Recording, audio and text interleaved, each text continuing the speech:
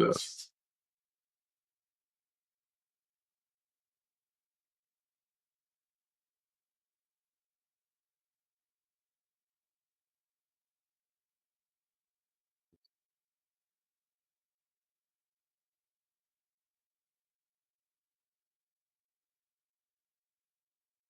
Howdy, howdy. You can't be ducking me. I sent Now you an what? invite. You need to accept it immediately. Oh, I was like walking over to my desk as I accepted. If I ducked you, I would have just refused it.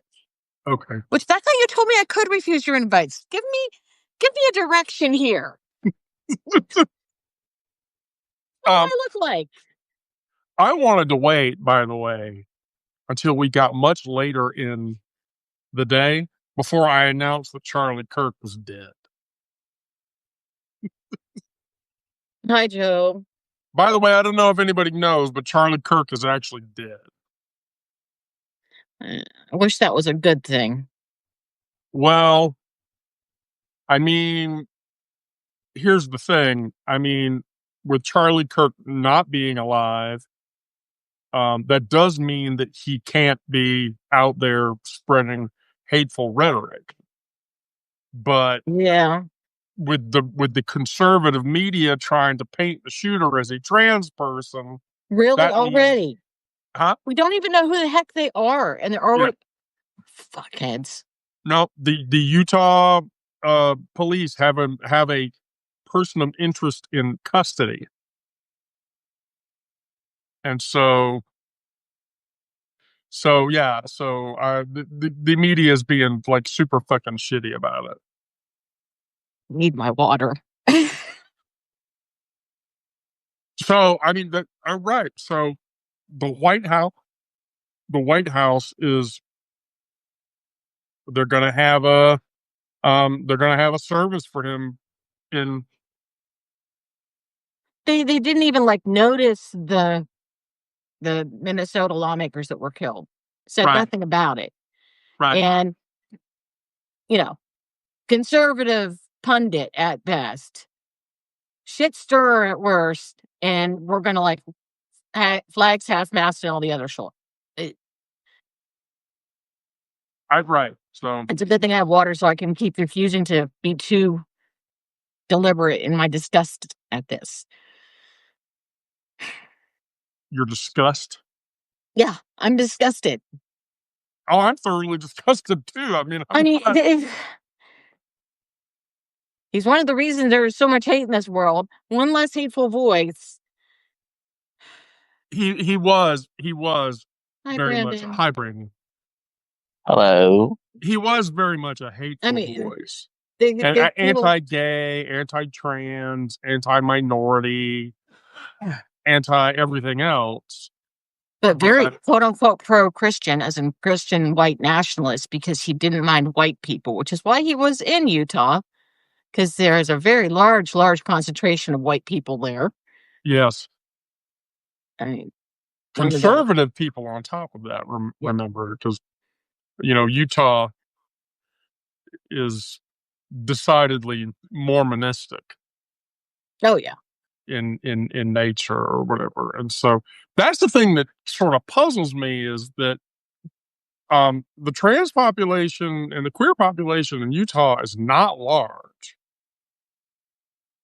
I mean, it isn't. So I will say, however, in certain circles, there was already the conspiracy theory floating around that it was a false flag that went bad. A what?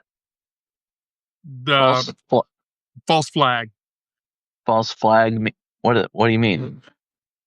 That also is. It was a setup to surprising. It was a setup to make it Butler, Pennsylvania. Do you really think Butler. Trump got shot on the ear? No. I mean, it's unlikely. Do you understand ballistics particularly well, Brandon? No.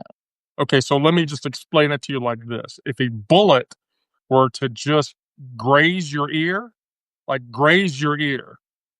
okay, the force around that bullet would take your ear clean off. Now, if the bullet were to go like inches away from your ear, two things would happen. One, you'd be deaf in that ear. You would not be able to hear out of that ear for an extended period of time. And then two, and the thing that Rachel brings up, you would have cartilage damage that would never heal. So there's no way that the Butler PA bullet got anywhere near his head and caused blood to appear in his ear. It just no. If you understand how guns work, no, that's not how that behaves. It is dubiously unlikely that happened. And so now the thing that's floating around conspiracy mills is that Charlie Kirk's assassination was a false flag. But yeah, to what Edward says, depending on several independent factors. So, yeah, I don't know. But now Charlie Kirk is dead, and Trump is demanding that all flags be flown half-mast. He can't actually demand that. He can recommend it, I think, but I don't think he can demand it.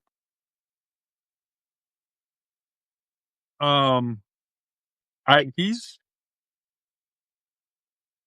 the Orange Monster does what the Orange Monster wants to do. Yeah, the Orange Monster thinks he runs the world. He also wants to be Pope at some point. I mean, the guy's a moron. He's not even Catholic, for God's sake. Why should that stop anyone? God only knows. Wait, say that again. Why exactly? What? I said Trump even wants to be Pope, and he's not even Catholic. The guy's a moron. In numina Patri et Filii et Spiritus Sancti, et Avernum et Infinitum. He can wear that hat. He can wear the hat, but he's a dumbass. Hi, Sin Mac. Now, here's something worth mourning. Somebody just posted that their cat died on Facebook. Now, that's something worth mourning compared to Charlie Kirk. I could see mourning somebody's cat being killed. People are freaking out about Charlie Kirk.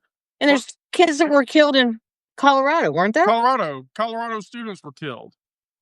Don't care about them. 4 students, including the shooter at a Colorado high school, are dead. Evergreen, right? That was today after Charlie Kirk. Today? Oh. Yeah, 4 students were injured after a shooting in a high school in Evergreen, Colorado. The shooter is a student at the school who used a revolver handgun to shoot fellow students. The sheriff's office confirmed to news agencies that students of the high school, including the shooter, were transported to an area hospital. Officials have received reports of the shooting. The suspect was engaged and neutralized, but not killed. Not killed. And so, but I mean, there was a shooting at a school. Don't pay any attention to that. Pay attention to the fact that the national hero, Charlie Kirk, has been killed. Hi, Alex. How's it going? We're all bitching about Charlie Kirk. There's a systemic problem when the government as a whole decides to glorify a person who is dogmatically problematic over kids being shot in a school. And let's face it, if you go to the Newsweek quote, as far as I'm concerned, Charlie Kirk just died for his cause. Because he said that people being shot was just the cost in having, Second Amendment rights. So he just died for what he believed in. Well, so him. That's something that should be pointed out, is that Kirk repeatedly has said that unfortunately in his mind, that people getting killed in gun violence is necessary. Yeah. is necessary to secure Second Amendment rights. Right. Which is bullshit. So he just died for his beliefs. Hope his wife's proud of him. I don't look at Twitter all that often, but Twitter is on fire. Oh, of course. Here. Oh, I bet it's all about getting rid of all of the gays and trans people that are deadly, right? Here, allow me to give you. So James Woods posted on Twitter that specifically that here, let me find it. He says it's not gun violence, it's democratic terrorism. And James Wood says, I enjoyed dinners with Charlie Kirk, but I often worried about his safety. The left say they want national conversations. Charlie Kirk actually did just that in the Lion's Den, no less, at left-leaning venues, hoping facts and common sense would prevail, and they murdered him. Yes, it was all of us who did it. Yeah, we all did that. And so, yeah, Twitter is just on fire with Elon Musk even, which, by the way, I have to tell you, I'm so happy to announce this. Elon Musk is no longer the richest man in the world.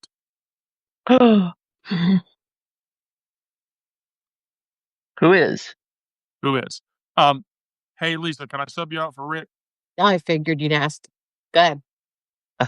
Fuck you. What? I mean, if it's me or Brandon, Brandon's cuter. I'm not even gonna. I'm. Goodbye, Lisa. Goodbye, Lisa. Goodbye, Lisa. Oh dear. Where's the register? Because I wanted to have Rick on for this one. The Hey, Rick, shooter. Have you been asleep? Did you know Charlie Kirk is dead? Oh yeah. Yes, I very much. Yes. I extremely know Charlie Kirk is dead. But here's the other thing. Maybe you don't know this. Yeah. Elon Musk isn't the richest person in the world anymore. Who? Okay, in paper. Who on paper? Who has surpassed him? My friend Larry. Sorry, Larry. Who? Ellison. Oh. Yeah. Fuck me. Wow, that guy. That skyrocketed. Oracle took a like a dose of Red Bull with a dose of Red Bull. They signed 4 multi-billion-dollar government contracts. I know. My head exploded. That was amazing. So, yeah. Holy cow. That's So Musk is no longer the richest man in the world, and so now his tiny wee is like. Yes, I'm sure it's just flaccid and all that. But that whole thing about richest man in the world. There's a mathematical thing, and I'm gonna bore you with this for less than 30 seconds, but. The fact is that the act of having all that money in stock and not cash is that as soon as you start to sell it off, you create a pricing competition against yourself. So it's a theoretical number, but as you sell it, the price will go down. And so by the time you reach that, whatever number, some magic number of shares left, there's very little to cash in on because you've liquidated it all. There's no more money. And people think they hear that, richest man in the world, no, he's not. His checkbook's probably got maybe $1 million at best in it, and at any one time. All right. So that was 20 seconds. That was 30 seconds. Okay. I'm going to teach you a valuable lesson. I should shut the garage door before I join this live. No. I'm going to teach you a valuable lesson. What? The valuable lesson is this. I had a billionaire, one of the billionaires we're talking about, by the way, tell me that at any given moment in his life, he is $1 million in debt at any moment. Wow. I'm not surprised. That's really that's interesting. That's a good thing to know. And Hey, I'm not Brandon, surprised. I just sent you a DM on Substack. Can you look at that, please? Me? Yes. Yeah, apparently you, yes. Oh, Yeah, you got your computer? Because I want you to read it. oh, That's all something right. yeah. So I'm anyway, all so Charlie Kirk is dead.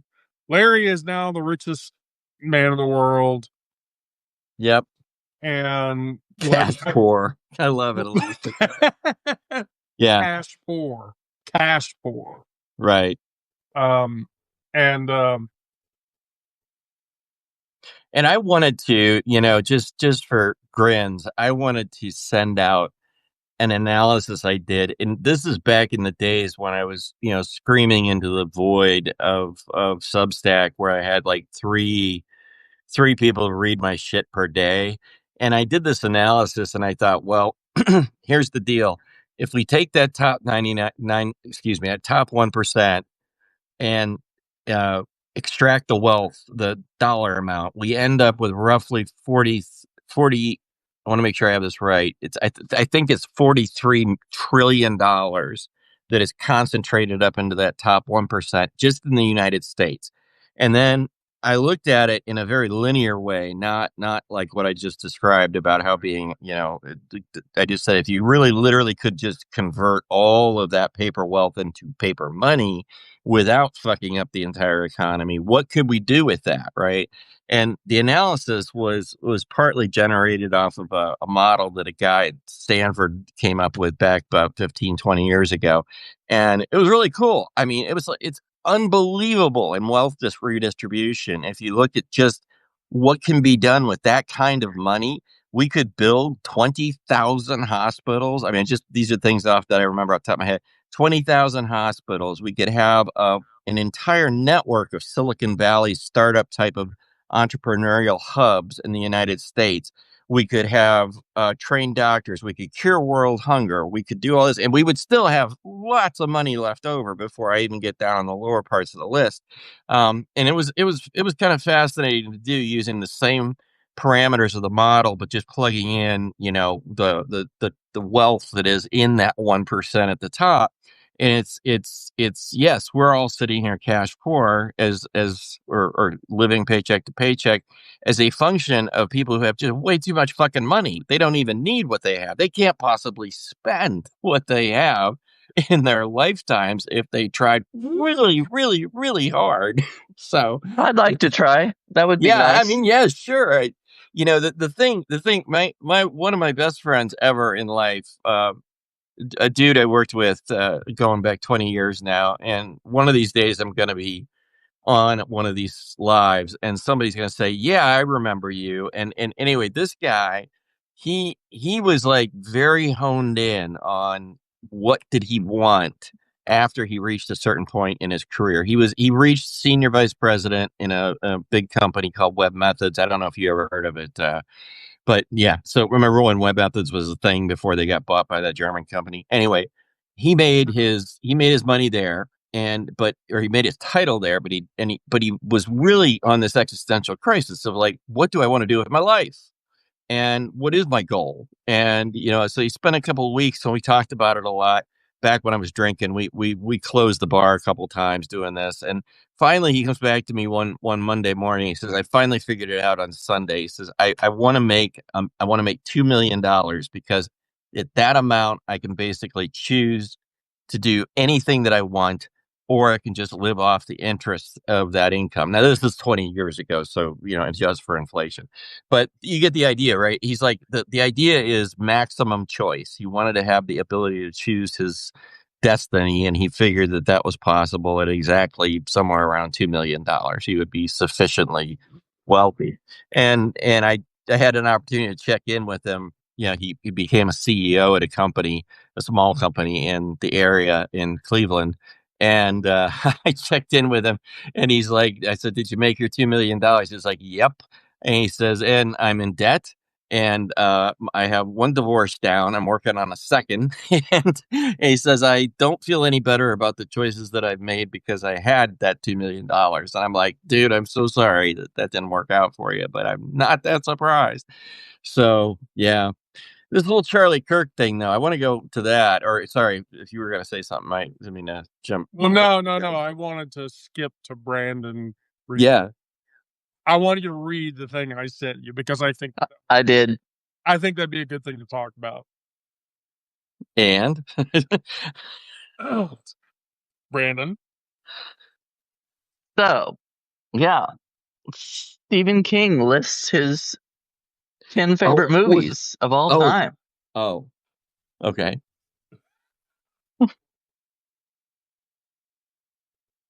Well, one of them is not The Shining. Okay. In fact, he criticizes Jack Nicholson's Performance, yeah. performance in it. Yes. Wow. Yes. So there's Sorcerer. Yeah. The Godfather. Sorcerer was a horrible 80s. I don't know that one. Yeah, oh yeah. Never even grazed my eyeballs at all. The Godfather Part 2. What a piece of shit. What a piece of shit that movie is. I'm like, okay. Now, isn't that the one that won the Academy Award, though? The second, the Godfather Part 2? Wasn't it the third one that was truly horrible? Okay. The third one was a disaster. But okay. I will tell you that, unpopular opinion, The Godfather Part 2, I hate that movie. Okay. But critically, it was acclaimed. It was critically acclaimed. But my problem with that movie is that Michael Corleone killed Fredo. He killed Fredo, and I'm like, okay, this is fucking stupid, and I can't watch this.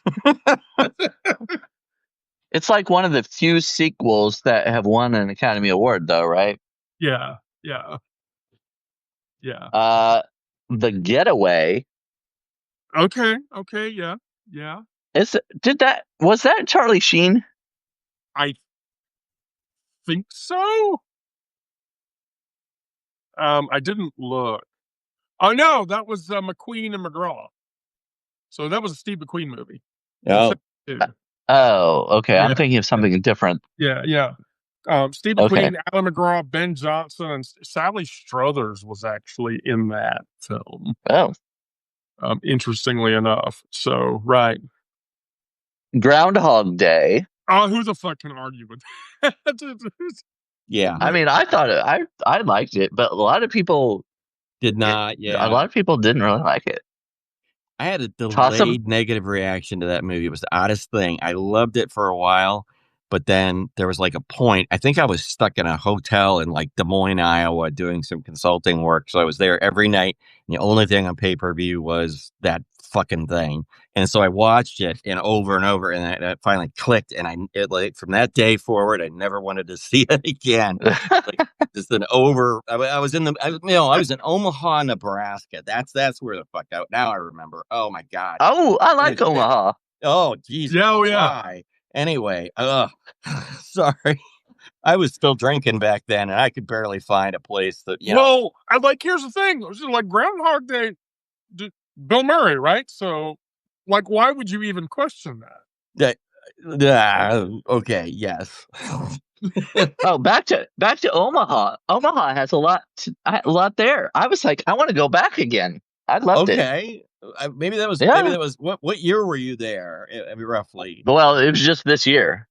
Oh, okay. So I was there in the early 2000s, and that was enough for me at the time. I crossed that off my bucket list forever. I went to Omaha, but the reason that I went to Omaha was for a really stupid fucking reason. And if I tell you why I went there, you're gonna judge me. Because there was a fantastic nail salon. You had no. This was way before my gender transition. Here you go. Okay. I went to college with a guy who was friends with another guy who was from Omaha, Nebraska. That was where my friend was from. And the friend of his was a guy named Nick. and Nick was in a band called 311, and I went to see 311 in Omaha, Nebraska, so that I could hang out with the band after the show or whatever. Okay. No, that's not judgment. You can be one of the cool kids. Yeah, I want to be one of the cool kids, and that was one. Okay. Yeah. And then the band went on to fuse with Finger 11, and they've made great music together. And so now you're famous. And I think they named an album after you, though, Wendy. So sure, why not? Right. Sure. So what's after Groundhog Day? Casablanca. Oh, fuck yeah, of course. Yeah. Okay. I haven't seen that, actually. I know it's a classic. Everybody should see Casablanca. I just haven't. Here's the deal. That movie's old. Everybody knows what happens in the movie. Okay? You get to the end of the movie, and Rick's going to argue with me when I say this. He wants her to leave. That's why she...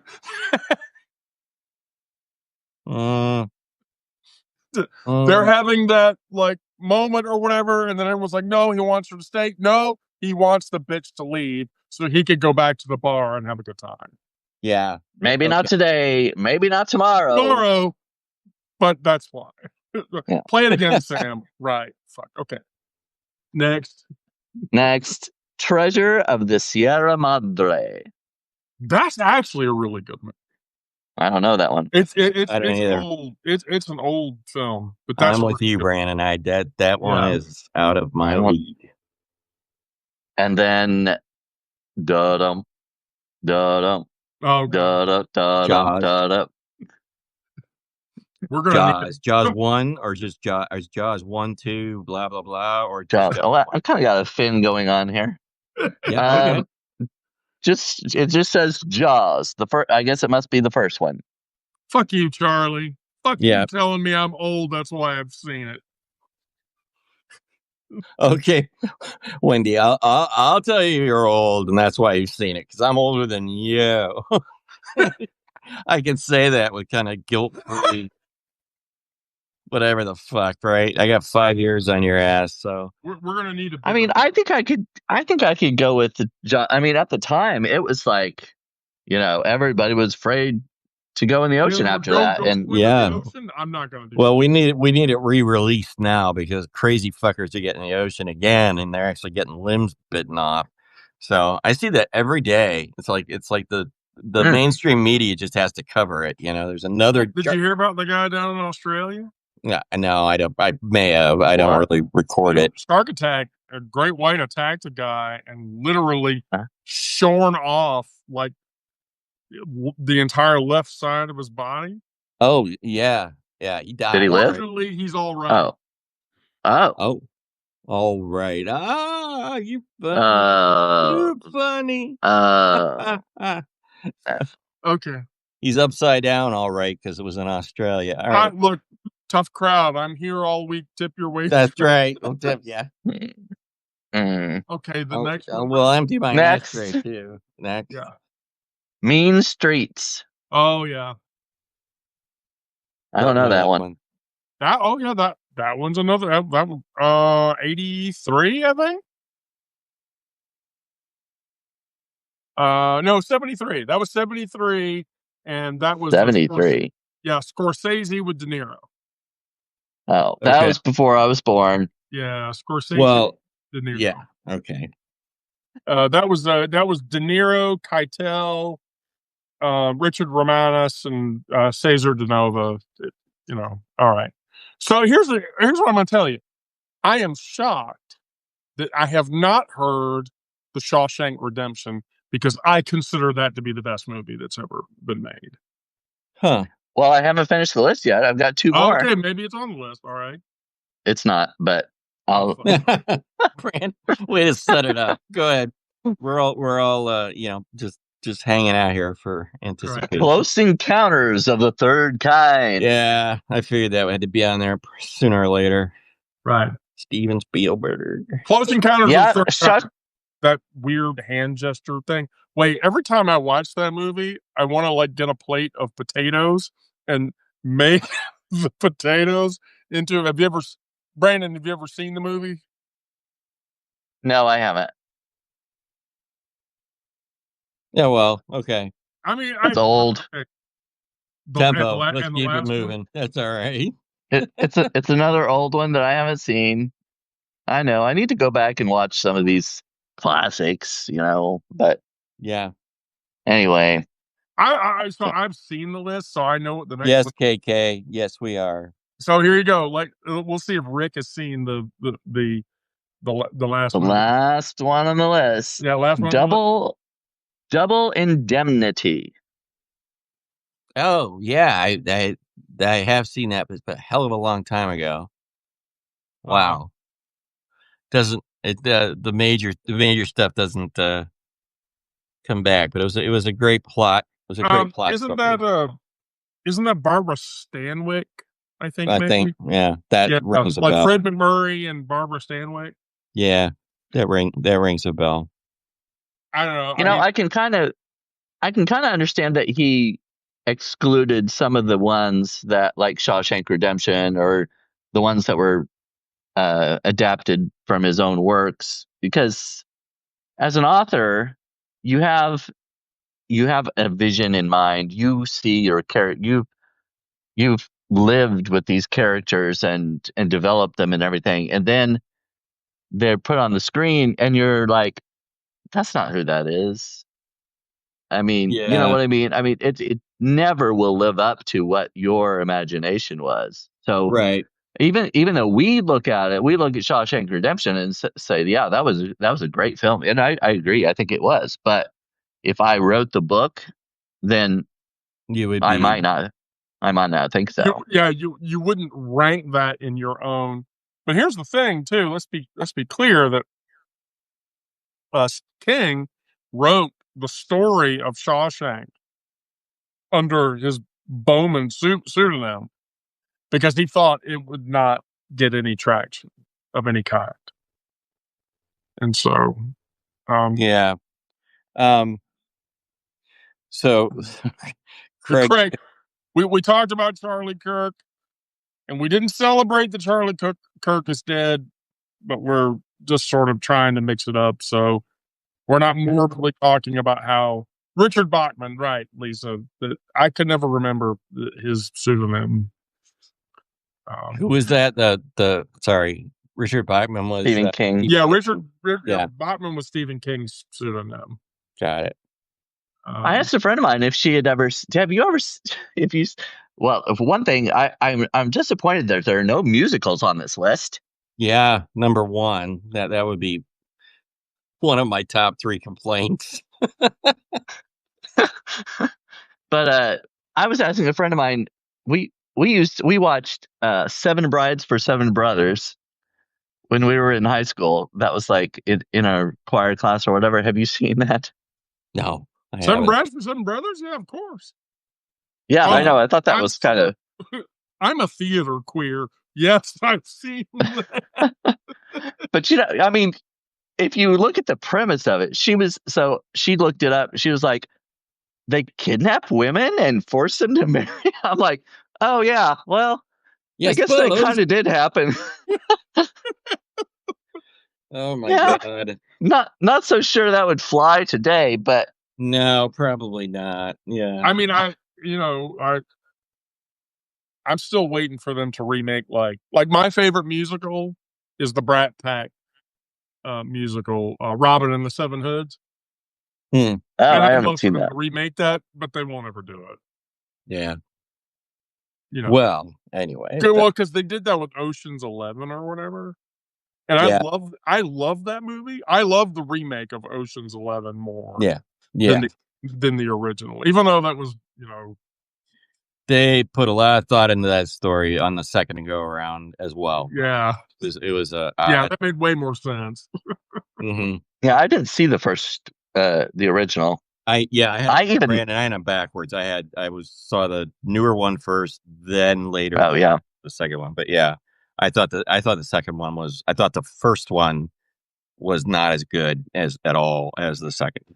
Sorry, I have them backwards in time. Anyway, you know what I mean. I liked all of them. Ocean's 12, sequels, and I liked the one with Sandra Bullock. the women, all the women. I thought that one was really good too.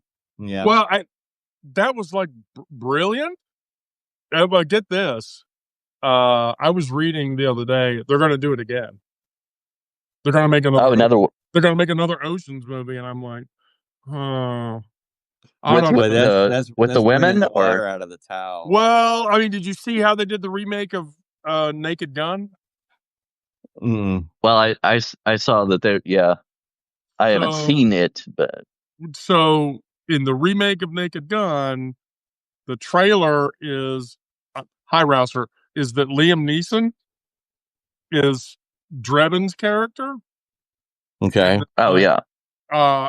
Maybe it's Gad is the guy that did George Kennedy's character, and then I forget the person of color they got for, OJ's character or whatever. But they're all sitting in this long hallway, and Neeson is looking at a picture of Leslie Nielsen saying, "Dad, please make sure I do a good job." So then it goes to Gad, who's like the next guy, and a picture of George Kennedy's there, and he's like, "Dad, please make sure I do the right thing." And then it gets to the guy that's OJ's opposable character, and he's like, "Dad, make sure wait, never mind." Oh man, that's funny. I haven't seen that one. Yeah, it just came out. Maybe I don't know. I'm old now, so I don't go to movies near as much as I used to. I feel bad. I haven't gone. The last movie I went to see was Wicked. Yeah. So you movie, right? You didn't go to the musical? No, you know what? Because that musical's awesome. Here's my only bragging rights to anything on musicals, which is just by sheer coincidence of my employment, I got to see Wicked in Cleveland. No big deal. New York, Broadway, and London. All three live performances. And I'll tell you, the one in New York was the blow me away one where my brain just left my body and didn't come back for a couple of days. It was like that, yeah, you're not shitting. That's a great musical. And the movie is a very like LSD-ish type of expansion on the color palette and everything else about the movie. And it's, I can't fault it on a lot of ways, but what's her name? The one that plays Glinda. Ariana Grande. Thank you. Yeah, Ariana versus the original cast member, the Broadway lady that did that is Kristen not Chenoweth. Yeah, Chenoweth is it's a very different approach. Different. That's all I can say. They're not the same. I have both soundtracks. I listen to them and from time to time, and they're worth it. It's worth it. So we're gonna get We're gonna get part 2 out this fall, right? Yeah. Okay. Yeah, it's. They've been. Rick, do we need to have? Yeah. I don't get it. What the hell did I say? I don't even know. Fuck it. Do we need to have to talk? Yeah. Okay. Yeah. We probably do. More than likely. Yeah. The safe thing. I loved the movie. I haven't seen the live musical, but yeah, I love the musicals. It was so good, and I love Ariana Grande. She is such a. Oh yeah. I mean, her voice, she can do so many things. Range, and she's got lungs on her that go down to the shows.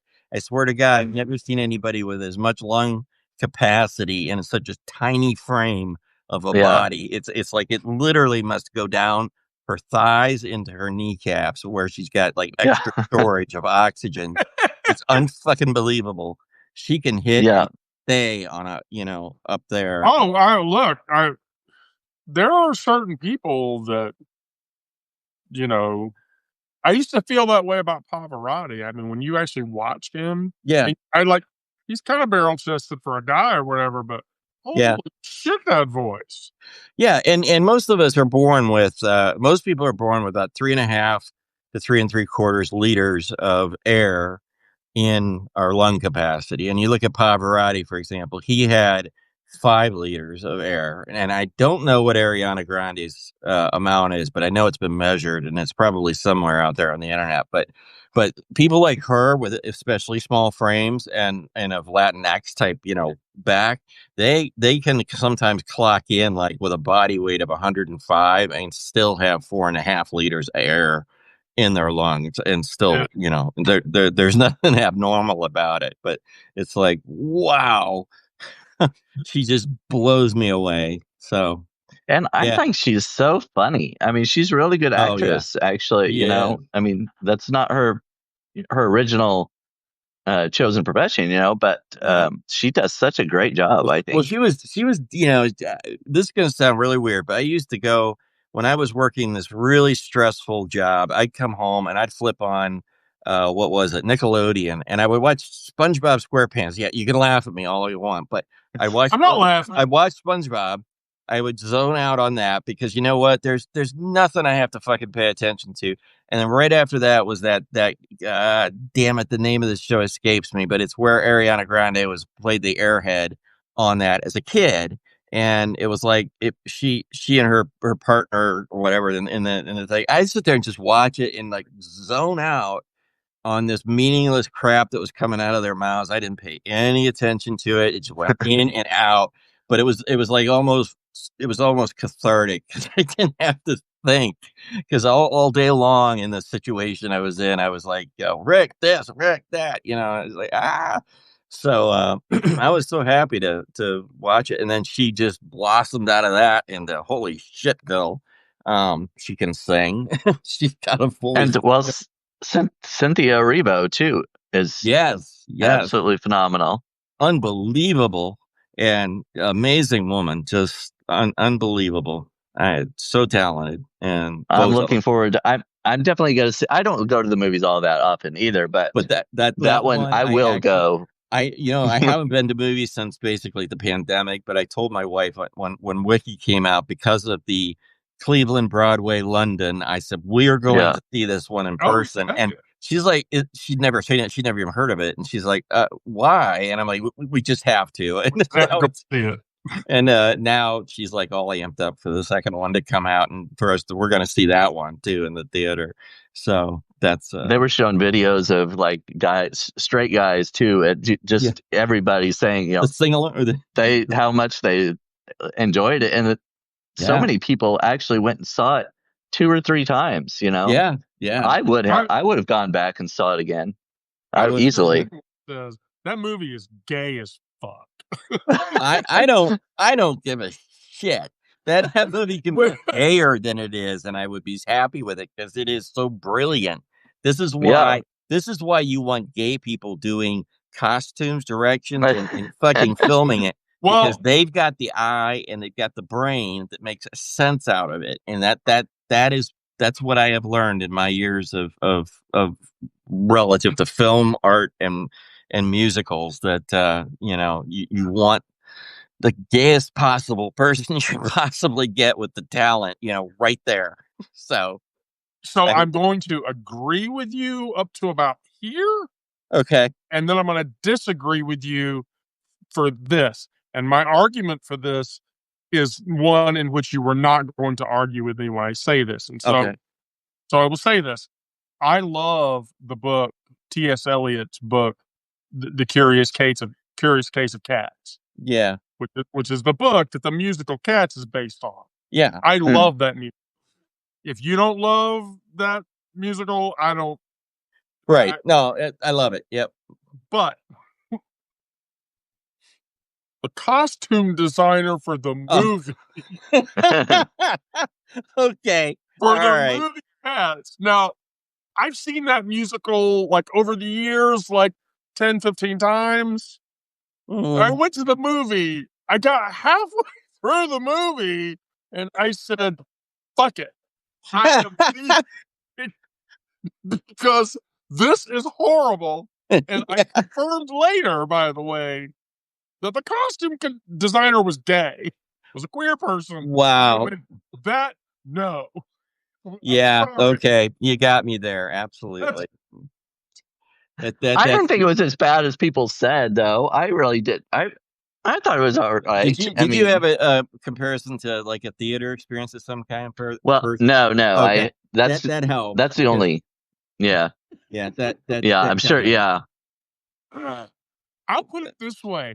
That would make a difference. I would rather watch the 80s Thundercats on television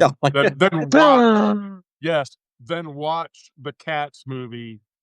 Thundercats. Ever again. I remember watching Thundercats. An awful movie, and it really was. But that was like Ian McKellen was in it, and so I was like, oh my God, if McKellen and Judi Dench are in it, that means it has to be great, right? Yeah. Taylor Swift, Jennifer Hudson. I mean, how can you go wrong with that? What can possibly go wrong there, right? That's for sure. And wow. And then, I just had a thought and it dropped right out. I hate that about being my age. But anyway, yeah, there was something about another movie, but whatever. On the tail end, Rick, I'm willing to drag you into the queer discussion at the end of today's show. Okay. Because it involves Milo Yiannopoulos and Candace Owens. Okay. So you know who those two pieces of shit are, right? Well, Candace. I know who Candace Owens. Fuck her. All right, excuse me, but let's start with fuck her. Yeah. And her recent reversal on shit that I've watched her do in live TV, and it okay. But the other guy, whoever that was, it doesn't. I'm sorry. It's like I've been a long day, so it didn't register. I haven't even slept. Milo Yiannopoulos was an influencer. Okay. And he's British, and he was a political commentator.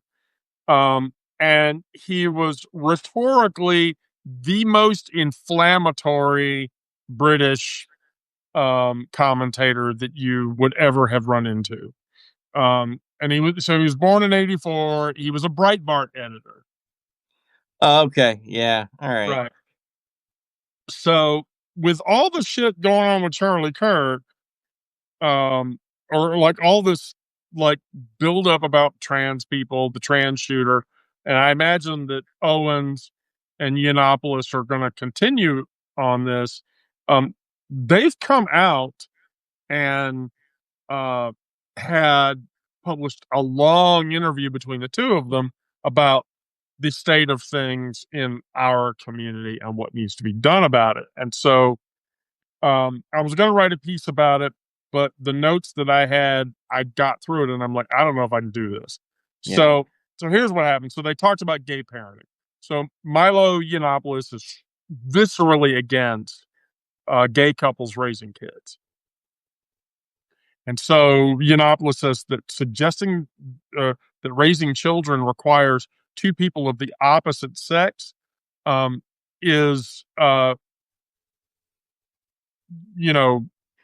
that's the way it's supposed to be. So my blood pressure just shot up from about 110 to 190, maybe 330. I'm not sure for a second or two.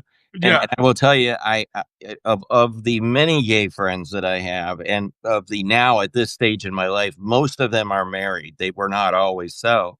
Right. But by now, most of them are. And I will tell you what, some of the most well-adjusted kids I have ever met in my life, I mean, out of heterosexual gay couples, it doesn't matter, have come from the gay community, because from those people in those communities, because they are psychologically so attuned to the needs of the children and where their brains are, where their hearts are, what kind of anxieties they're going through, that it doesn't give, and it fucking doesn't matter what gender they are either. It's not a man or a woman, or, I'm sorry, a boy or a girl thing. It's a fucking person thing. And that boy, if you want to get me on a soapbox real quick, that was exactly what that was Okay. the button to push. So Sorry. Owens Go ahead. looks at him. Now, here's the thing. Yiannopoulos is gay. Okay. So that's part of it. So Owens looks at him and says, gay parenting and gay supervision of children is child molestation. Oh, fuck off. I mean, really. Yeah. Uh-oh. I'm a queer person. I have, 3 kids, and my kids are very well adjusted. Yeah. I mean, I think I agree with what Rick's saying, that in my in the article I wrote today, it was about INFJ, the personality, with the advocate, yeah, and the being empathetic. Yeah. And I think gay queer people are more empathetic than most other people, because of the way they grew up. There's a correlation in there that has to come from, or in my mind, right? And I'm not trying to I'm not a psychiatrist or psychologist. I don't want to pretend to be one. But what I do find to be kind of universally true is that there is a level of human interaction and human suffering that has happened with almost every gay person I've ever met, where they've had to go through this self-doubt, this level of confusion, of trying to normalize, you're trying to figure out what's normal for them and what's right, and with varying degrees of parental, either disabusing them or encouraging them, depending on where the parent stands. So there's a lot of variety in that thing, but the empathy comes from it, and out of pain comes empathy. It's a product of it, and that I know happened to me as well. And I don't I there's a I'm not going to get into myself right now, but the bottom line is I'm very empathetic to a lot of people, but I've also been through a shitload of pain to get there, right? And I didn't just hatch out of an egg this way. So it's like, yeah, it's that I agree that you have that. I would love, if I could hit my back in time button, I would love to just like go bing and be Pete Buttigieg's child, because that couple, they got their shit together in ways that most married people who are hetero are absolutely fucking not close to. And I, of course we don't know what goes on behind closed doors, but the fact is, you don't really have to think that hard. It's not like, oh gee, I wonder how Pete Buttigieg is as a parent. No, fuck it. It just shows right there on the screen. You can look at it. He's either a really good actor or else he's just telling the truth. So here's like the tantamount. So Yiannopoulos in the conversation then turns around and says, and I have a problem with this. He says, gay people are inherently dishonest. Fuck off. And here's why. Wait for it. Here's why. Because when they're in the closet, they're lying about their sex. Yeah. Fuck off. Holy fuck. You fuck off all the way from here. Yes. And then you go over here and fuck off there. Because that is. But you're saying he himself is gay, though, right? Right, yeah. Well, he's ex-gay, but he still lives. Oh. Well, did he go through some conversion therapy shit? Yeah. EDMR and Lisa, I'm totally with you on that. Like, adulterers. Fuck really? Yeah. Okay, come on. But then here's the big one, and so I'm just gonna ask, are either of you Randian people? What now? Do you ascribe to Ayn Rand? Okay, so that's what did you say, Brandon? You don't know? No. I mean, you don't really. You're not in a like. Are you underinformed on Ayn Rand, or are you just not? You just don't have an opinion. I'm just trying to understand. I'm not informed enough to give an opinion on it. If you've never read her, just do yourself a favor. Don't. Well, okay, but I will say, I will take a different position on this. Maybe we can have an interesting conversation. I think you should read it, And the reason I think you should read it is because you need to exercise those muscles in your brain that are key to critical thinking about the self, about the idea of selfishness, and the idea of altruism. And you need to really, really grind your gears on altruism, because that if you she believes that there is no such thing as an altruistic move. It is everybody is self-interested in everything. Yeah, I've heard. Everything comes from that. Yes. And you can believe that. If I've got a book on the floor down here that I could show you and pick you up, tell you what it is. But the thing is, if you read it and you really, really think it through, you have to come. She hates, by the way, Immanuel Kant, the philosopher. If you Yes. Okay, so she can't fucking stand him. She wished he never existed on the earth, and that's because he has this basically, that selflessness is the goal, and that there is a idea of just operating altruistically, which she completely and wholeheartedly disagrees with. She thinks that everything can be rooted in selfishness, in a healthy sense of self. That she uses those words. It's a healthy sense of selfishness. Yes. And so when you ask me the question, do I ascribe to it? I ascribe to the exercise of reading her, because it is one that challenges you. Just like I say, Christopher Yarvin is fucking, yes, he is absolutely, you should subscribe to the Gray Mirror for a month, spend the $15, read his shit, and then come back and tell me if your brain isn't cooked. It's the same thing with Ayn Rand. It's like, you got to understand what she's trying to say in order to be able to disagree with it. Otherwise, you're going to get these fuckers that come at you. And I've had this all my whole life. These fuckers that want to have an intellectual debate with you about selfishness being it. My brother's one of those people. He is an atheist, and he is an Ayn Rand dude. And he thinks that Ayn Rand has got it nailed until he turned 65. And when he turned 65, he found God.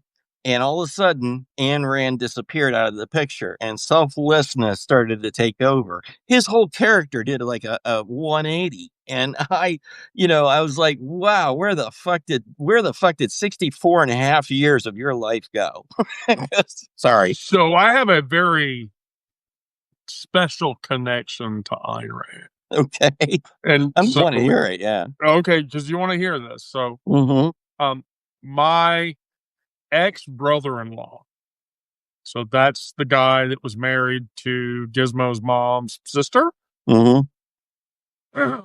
had a hand-drawn by her portrait of Ayn Rand hanging in his house. And wow, okay. I asked him how he came about it, and at the time he told me, I'm Rand Institute member number 13. Uh-oh. Right. Wait, I didn't. You broke off right there. I'm Ayn Rand Institute something. Rand Institute member number 13. Oh my God! Oh right. Wow. Was that so I got inundated with that shit, and so the reason that I bring this up is that in the discussion between Owens and Yiannopoulos, they're talking about crime. Now, one of the big things that you take away from Randian theory is that Ayn Rand is very egocentric. Ayn Rand was against welfare, against social program, all of that shit. Yes. Like those were all programs to make humans weak, and egocentrism is, and so that's one of the reasons why, like, most objectivists are Trumpians, because they're one, atheist, but then they're two, they are abject conservative Republicans. Like, abject. Yes, they are. They absolutely are. So here's the big thing, and one of the big takeaways. And one of the big takeaways that you get from Randy is victimless crime doesn't exist. That's right. Yeah. If a crime affects nobody and you commit it, you're not guilty of a crime. And the reason that I said this was Owens, talking to Milo Yiannopoulos, said that hate crimes don't exist because all crimes are inherently evil, and there shouldn't be a specification for hate crime. And when I read that, I was like, That's fucking Rand all over again. Yeah, that is. That's a recycle. That's like Rand right out of the dirty, the sock hamper. But Here. the example that Rand makes in Atlas Shrugged, which, by the way, if you can read that piece of shit,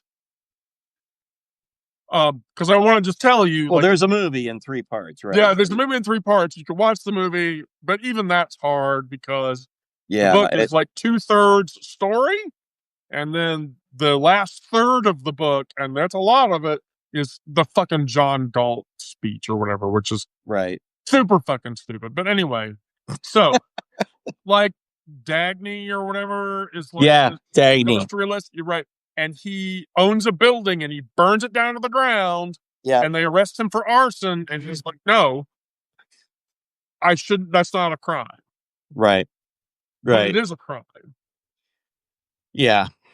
So, right. Rand is it is. What to me it was. I mean, interrupt you. I'm sorry. It's what to me. It's like this abstracting like process of taking away the responsibility of being able to like identify, discuss the whole purpose of language and the purpose of these narrowing things that we do with like calling a hate crime, or a class division is because the power of language is exactly the thing that is making that exist, right? It is you're black, I'm white. Well, until I said that didn't necessarily have to be true. Or you're gay, I'm not. You're trans, I'm not. In all these fucking divisions that we've got built all the way through our society right now is the result of people opening up their mouths and using more and more divisive language that splits the atom more and more and more and more until we are fighting our shit against each other. And that's all. That is the entire goddamn super meta fucking thought of this whole argument. And it's what in the Charlie Kirk thing, I'm sorry to go off on you like that, but it's just like in the Charlie Kirk thing, we are not going to have meta arguments. We're going to have fucking division arguments, more about, well, these people did this and those people did that. And it's like, well, look, if you fucking back up and look, one guy made a decision to do something that was stupid and killed the man in the process. That's it. Okay. Why? We will probably never know for sure why. And the same thing with the Denver school shootings today. I don't know what happened to those kids, but Jesus Christ, somebody made a decision, and it's like you got to look at it like, okay, that was an independent actor. That person doesn't represent every fucking Democrat on the face of the earth or every fucking liberal on the face of the earth. They don't. They can't. Even if their car was loaded up with, Obama posters from 2012, it wouldn't matter. It has absolutely nothing to do with it because that person chose that particular path. We chose a different one, and sorry. I don't mean to rant, but it's just, no. Your ranting is that's to the point. I hope so, because it's like, I truly cannot take much more of this splitting and splitting and splitting. And it's just a game. It's a fucking game to the people who are playing it. They know they're playing us like we're stupid. I'm not that stupid. You're not that stupid. Brandon's not that stupid. None of the fucking people on this call are that stupid. No. We all know. And it's just a choice to get lumped in or say, fucking stop it. Just stop your bullshit. Stop dividing us because we have no reason for it. No. One guy's action does not equate to 74 fucking million people's liberal ideology. I'm sorry. There's no way it can. It's impossible. No. Nor can one person's action, one trans person killing somebody, can equate to. No. I have to eradicate.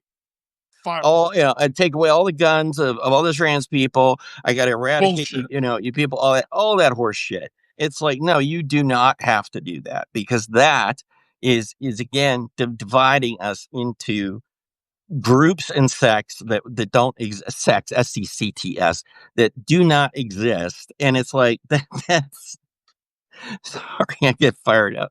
And it's a dumb fucking game. And until we stop treating it like asininity that it is. I'm really, there's a tension inside of me that's just been boiling for weeks now, and I finally figured out when Charlie Kirk got shot, and I saw that video, it jolted me into like, holy shit, yeah, here's what's going to happen next. And fuck, if I hadn't hit the button to launch X on my Mac, it popped up and there's like 174,000 posts already 3 minutes after he, got nailed, that are like, oh, the fucking left is evil, and should shoot everybody, kill them all, let's gas them. Fuck, like go shove it up your ass, guys. It's the wrong way to look at the world. We're never gonna get along. Brandon, All right, I'll be here all week. You can leave tip your server. Please empty your ashtrays in the trash can after you've extinguished your cigarettes fully. Thank you for coming. Lewis Black, that's who I am. Oh man, you're gonna quote Black. I mean, I love Lewis Black. I think he's amazing.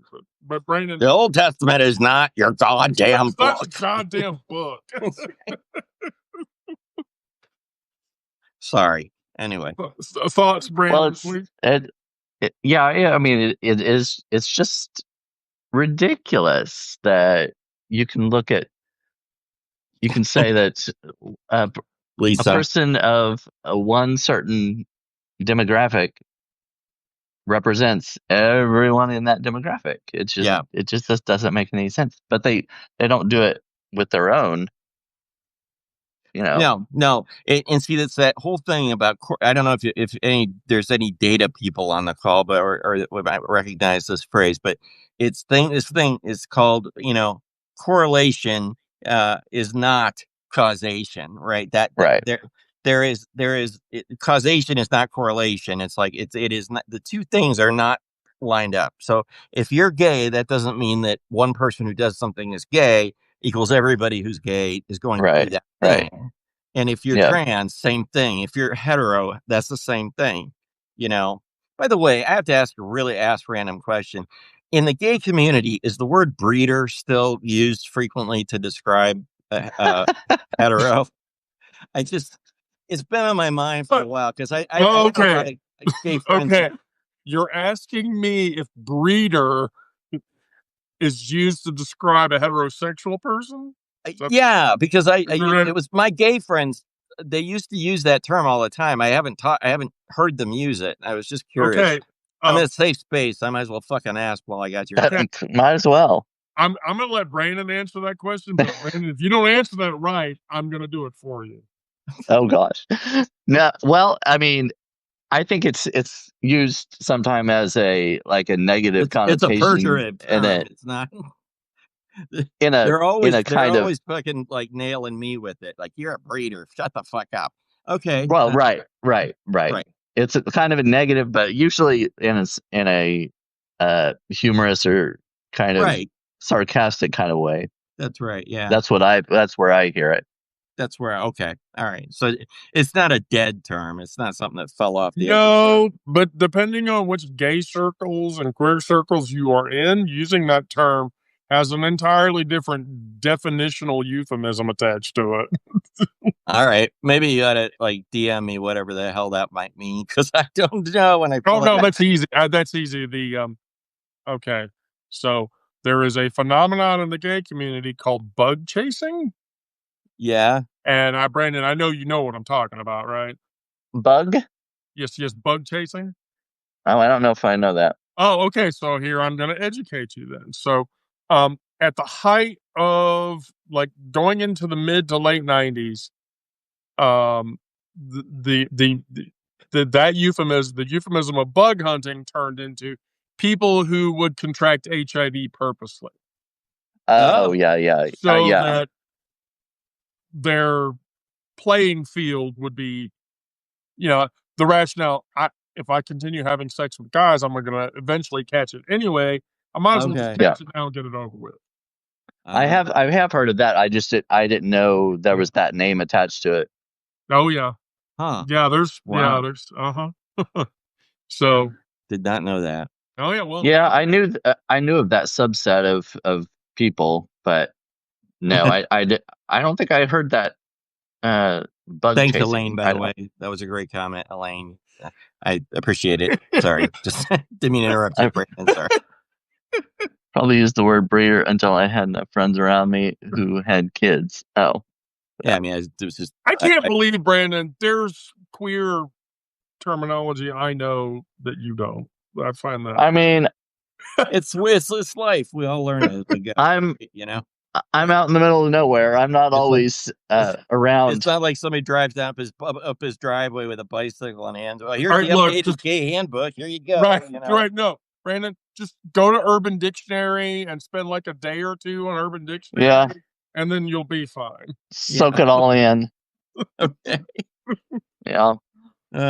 Wow. Just if somebody tries to talk into a dirty Sanchez, don't do it. Okay. TMI. I do not want to know anymore. I do have to tell you, Brandon, I read your article.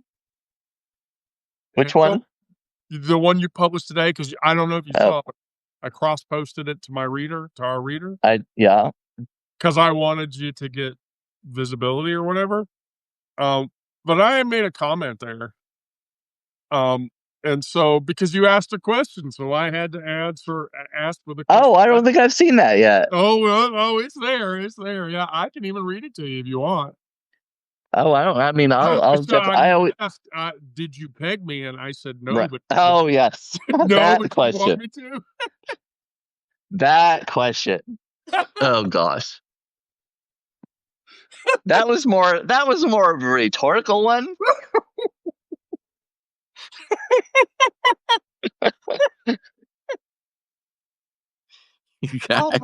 Right. I thought you were. No, I asked a question at the end that said, "Have you taken this test?" And what did it tell you? But no, I forgot about the pegging question. You can't, honey. You can't ask. I know like that and expect Mama not to answer. I know. It's just bad, Brandon. I'm just asking for it, really. No, bad. In many different ways. Well, I didn't peg you, but do you want me to? That was what I said. Okay. Okay. All right, great. So we're right at the hour. Yeah. Rick, oh, already. Rick, thank you both. All right. Time just flies, doesn't it? Yeah, tremendously. 118 people. We had a really good night. This was really good. Yeah. Let's keep doing this. Rick, you and I are going to have a conversation. Oh, my trouble? Shit. We're going to have a conversation. When somebody says that to me, I have a we're going to have a conversation, but it's cool. Okay. maybe Rick needs to come to our talk tomorrow. Yeah, Trauma Tuesday. Yeah. So well, anyway, we'll talk, Rick. Don't worry. All right, no worries. This is not tonight. I'm so fucking tired. I haven't slept all day. So no. Yeah, I mean, I'll save it for the morning. Just Millicent says, go watch a musical. Right, go watch a musical. Yes. That I will do. I actually that might be a really good idea. Oh, Samantha, look. I will say this in closing. I always do, but I live for the family. And this is my family space because I can't get through this shit without you guys. Hell, I don't. Yeah. If I didn't do this every night, I would be more depressed than I am usually. Yeah. Don't. No, we don't want that. No. All right. Love you guys. Talk to you later. Yeah. You safe out there, Rick. Yeah. You too, Brandon. All right. Good night. Bye, sweetie. Oh, gosh. Oh, what an amazing night. Always a good time on Wendy the Druid. So with that, I will tell everybody, if you're new, please subscribe. We're fun. We have fun here. We joke up with each other. If you become a paid subscriber, guess what? You get a lot of cool benefits. You get me coming into your comments asking about pegging. I'm not responsible for my hilarious comments into your into the stuff that you write. But with that, I will tell all of you, if you're in a safe space, get there and stay there. I can't get through this without you guys. We can't get through this without each other. Let's keep doing that. Let's keep meeting every night and let's keep talking about the things that we're talking about. And so with that, I will tell all of you good night. I love you all. Be safe and be good.